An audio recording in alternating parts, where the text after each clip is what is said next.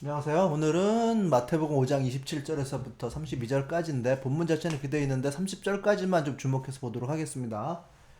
어, 이게 주제가 아주 무거운 주제다 보니까 제가 둘 다 다루기가 좀 어렵고 간음이라고 하는 주제만 다루려고 하는데 또 작년에 그 2013년에 한동훈 장관과 그 어떤 국회의원이 막 그거 동의 여부를 그 국회에 설전을 벌인 적이 있었는데 그게 뭐냐면 비동의 간음죄를 우리나라에도 도입을 해야 된다 이런 거였어요. 그러니까 강간죄라고 하는 게 있잖아요. 폭행이나 막 협박을 하고 때리거나 해서 강제적으로 하면 처벌하는 것은 당연한 건데 비동의 간음죄라고 하는 거는 동의가 없는 성관계를 처벌을 하자는 거예요. 그래서 폭행이나 협박이 없었다 하더라도 동의가 아니라고 하면 처벌하는 거죠. 예전에는 전 세계적으로도 법이라는 게 그렇잖아요. 정확한 거, 폭행, 협박 이런 것을 통해서 성관계가 강제로 이루어졌다면 성폭력으로 규정하곤 했는데 최근 들어서는 좀 달라진 것 같아요. 유럽이라든지 특별히 미국의 어떤 주에서는 비동의 간음죄라고 하는 걸 도입하는 추세인 것 같습니다. 그래서 일본도 굉장히 법적으로 보수적인 나라잖아요. 일본에서도 이제 이 비동의 간음죄를 도입을 했어요. 그래서 때리거나 말로 협박을 막 하는 게 아니라도 동의 여부로 그것을 가름할 수 있게 되었다고 합니다. 성폭행이 발생했을 때 동의가 없다면 처벌하는 거죠. 이제 우리나라도 도입이 필요한 것 같아요. 왜 제가 그렇게 판단했냐면 그 전국 성폭력 상담소들의 협의회죠. 조사 결과를 2022년 1년 동안 보니까 63%가 때리거나 하는 건 없었는데도 동의가 안 된 거였다고 하더라고요. 그러니까 그런 경우는 재판까지도 갈 수가 없는 거잖아요. 그러나 이제 부작용도 있다고 하는데 성폭력 무고죄라고 해서 강제로 내가 당했다고 이렇게 거짓말로 얘기하는 경우도 있다고는 하는 거죠. 그러나 그런 경우는 실제로 기소로 이어지는 경우는 뭐 1%도 안 된다고 해요. 그런 거 보면은 더 어떤 것이 낫냐, 도입하는 것이 이익이 더 크다고 할 수가 있겠죠.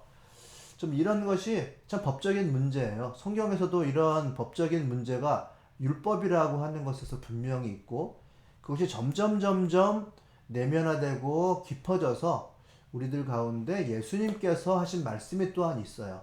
우리가 그것을 좀 더 정확하게 아는 것은 정말 필요하다고 봐서 또 이 부분을 좀 그렇게 좀 자세하게 한번 살펴보도록 하겠습니다.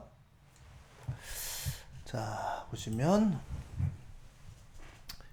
구약에서 간음이라고 하는 거는 다른 배우자와 합의하에 성관계를 가지는 것을 의미하는데 이때 모세 율법은 죽이라고 이렇게 명령하고 있어요.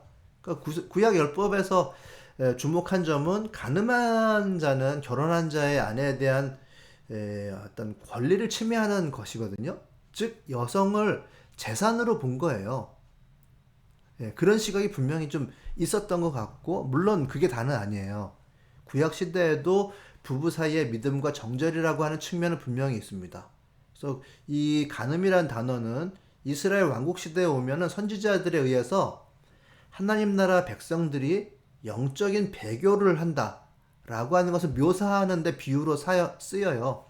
하나님의 신부로서의 정절을 잃어버린 이스라엘을 꾸짖을 때 너희들은 가늠한 백성이다라고 이렇게 이야기를 하고 있거든요. 그런 점을 보면 부부 사이에 구약 시대에도 부부 사이의 믿음과 정절이라는 것이 율법적으로 굉장히 중요한 부분이었던 것을 알 수가 있습니다만은 그러나 성경을 자세히 보면 여성을 남편의 어떤 재산으로 보는 시각은 분명히 있었던 것 같아요.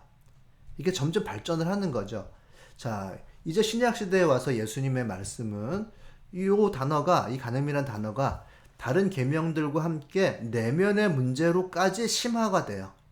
예수님의 가르침이 27절, 28절 이렇게 핵심적으로 간음에 대해서 나와 있는데 간음하지 말아라 하고 이른 것을 너희가 들었다. 그러나 난 너에게 말한다. 여자를 보고 이거는 어떤 결혼한 여성을 얘기하는 것은 아니에요. 일반적인 여성이에요. 여자를 보고 음욕을 품는 사람은 누구나 이미 마음으로 그 여자와 가늠한 것이다. 그러니까 기준치가 굉장히 더 강화된 것이죠. 그 음욕을 품다라고 하는 것은 갈망하다라고 하는 걸로 직역을 할 수 있는데요. 그러니까 예수님께서 더 심화해서 지적하시는 만큼 더 중요한 거죠.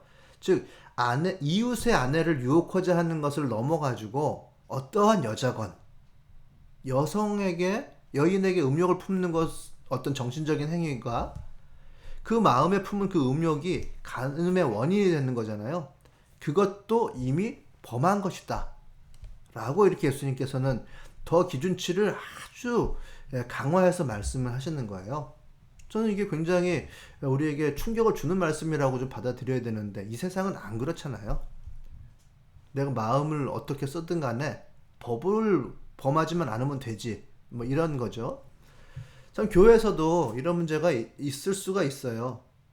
교회에서도 남녀가 동등하고 어울려 지내잖아요. 형제 자매로서 한 공동체에 있습니다. 남자가 여인을 바라보는 것이야 문제가 없겠죠. 없다고 보지만, 그러나 예수님께서는 여자를 보고 음욕으로 대하는 것은 이미 범한 것이다 라고 말씀하시는 거거든요. 참 우리가 깊이 있게 좀 받아들여야 된다고 생각합니다. 예수님은 더 근본적인 자기 절제를 말씀하시는 거예요. 외적인 행동의 동기가 마음이잖아요. 그 마음의 문제를 구약 계명을 해석하시면서 더 심화해서 말씀하십니다.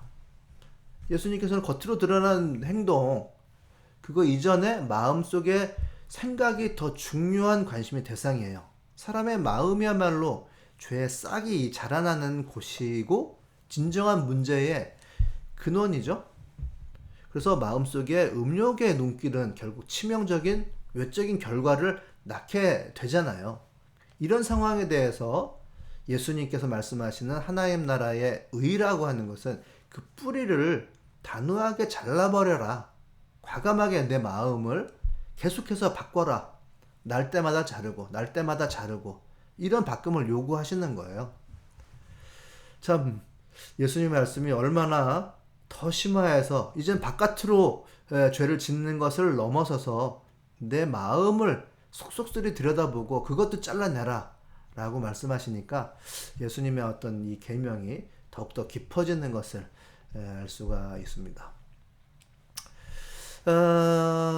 저는 그러나 또 한번 다른 측면으로 생각해 볼 것도 있어서 좀 말씀을 드리면, 예수님께서 가늠하다 현장에서 잡힌 여인을 만나신 적이 있잖아요. 사람들이 예수님을 시험하려고 가늠한 현장에서 잡힌 여인을 데려왔어요. 그리고서 예수님을 시험하는 거죠. 그때 예수님께서는 이제 죄 없는 자가 먼저 돌로 쳐라 이렇게 말씀하셨어요.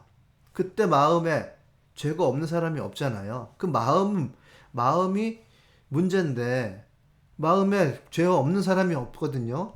그러자 고소자들은 모두 이제 떠나가게 되죠. 그때 예수님께서 그냥 가라고 하신 건 아니고 다시 죄를 짓지 말라고 분명히 말씀하셨고, 그리고 용서하셨어요. 참 죄 지은 현장에서 잡았다고 외치면서 예수님을 시험하기 위해서 여자를 끌고 온 사람들의 그 마음 안에 있는 죄를 지적하신 것이란 말이죠. 참 우리라고 해서 별 다르겠습니까? 우리들 마음에 짓는 죄 예수님께서는 일일이 다 바라보고 계신다라고 하는 걸 우리가 좀 느꼈으면 좋겠어요. 더불어서 그 여인에게도 죄가 있음을 분명히 지적하십니다. 하지만 그 처지를 보고서 용서를 하셨죠. 죄임을 분명히 하고 용서를 하셨어요. 참 이거를 또 어떻게 좀 바라봐야 될지 질문하시는 분들도 아마 좀 있으실 거예요. 저도 마음속으로 질문이 됐고, 그러나 이건 이런 것은 사실 예수님께서 어떻게 보셨는지는 정확하게 알 수 없습니다만은, 그 여인이 참 용서를 받은 것은 사실은 남자는 없고 여인만 잡혀왔잖아요. 저는 이런 대답은 좀 들어봤던 것 같아요. 그리고 상황 자체가 예수님을 시험하기 위한 어떤 상황이었다라고 하는 점, 이렇게 볼 때는 가장 크게는 예수님의 안목에서는 그 여인의 상황을 일종의 피해자로 보신 것 같아요. 그 처지를 안타깝게 보신 예수님의 어떤 사랑이, 예수님의 어떤 지혜롭고 좀 더 큰 안목에서는 그래 죄를 지었긴 하지만 용서를 해 주어야 하겠다라고 생각하시는 것 같습니다. 네, 좀 얘기를 좀 정리를 해보면 오늘은 좀 어떤 사실 자체를 좀 짚어드렸는데 예수님은 율법을 지킨다라고 하는 기준을 더욱더 깊게 제시하신다라고 하는 것은 분명한 것 같습니다. 우리들에게도 법을 넘어서서 법에 안 걸린다고 다가 아니라 너희들은 마음 자체를 제대로 들여다봐라 라고 말씀하시는 것이 분명하죠. 처음에 말씀드렸듯이 아내를 타인의 소유라고 봐서 외적인 소유라고 하는 침해의 문제에서 기준을 점점 높여오셔서 우리 마음속에 있는 간음의 원인까지도 우리가 절제하고 자제하라 이렇게 말씀하십니다. 꼭 이웃집 아내가 아니라 하더라도 그냥 아무 여자, 여기서 28절에 그 여자는 정말 그런 남의 아내가 아닌 그 여자, 일반적인 여자를 보고 말씀하시는 거거든요. 저는 뭐 현대시대에는 반대의 경우 여자가 남자, 남자가 경우 여자를 보는 것도 다 이제 해석을 할 수 있다고 봐요.